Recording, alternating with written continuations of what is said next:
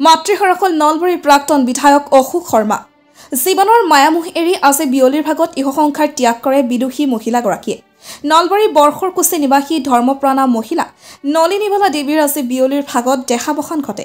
মৃত্যুৰ সময়ত তেওঁৰ বয়স আছিল ৯২ বছৰ। প্ৰয়াত লক্ষ্মীকান্ত শৰ্মাৰ সহধৰ্মিনী তথা তিনি পুত্ৰ তিনি জীয়ৰীৰ মাতৃ নলিনীবালা দেৱীয়ে বাৰ্ধক্যজনিত কাৰণত আজি বিয়লিৰ ভাগত নিজ বাসভৱনত শেষ নিশ্বাস ত্যাগ কৰে। নলবাৰী সমষ্টিৰ প্ৰাক্তন বিধায়ক অশোক শৰ্মাৰ মাতৃ তথা বিদুষী মহিলাগৰাকীৰ মৃত্যুত বৃহত্তৰ অঞ্চলটোত শোকৰ ছাপ পৰিছে। ধৰ্মপ্ৰাণা মহিলাগৰাকীৰ দেহাৱসানৰ খবৰ লাভ কৰাৰ পিছতে অনেক গুণমুগ্ধই ভিৰ কৰে প্ৰাক্তন বিধায়কগৰাকীৰ গৃহত। মৃত্যুৰ সময়ত নলিনীবালা দেৱীয়ে তিনি পুত্ৰ বোৱাৰী তিনিগৰাকী জী ছোৱালী নাতি নাতিনীৰ সৈতে অনেক গুণমুগ্ধক ইহসংসাৰত এৰি থৈ যায়।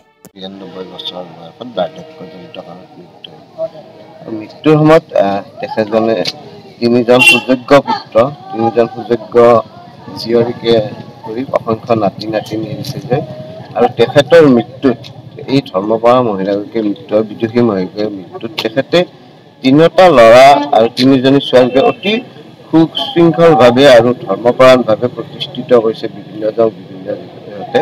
আৰু এনেকুৱা মমতাই মাতৃক মৃত্যুত অকল নলবাৰী সমাজ জীৱনৰ কাৰণে নহয়, আমাৰ সমগ্ৰ নলবাৰীৰ প্ৰতিটো পুত্ৰ সন্তানৰ কাৰণে এটা শোকৰ দিন। আৰু এনেকুৱা মমতাই মাতৃৰ মৃত্যুয়ে আমাকো ব্যথিত কৰিছে, অকল কংগ্ৰেছ পৰিয়ালৰ কাৰণে নলবাৰীবাসীকে।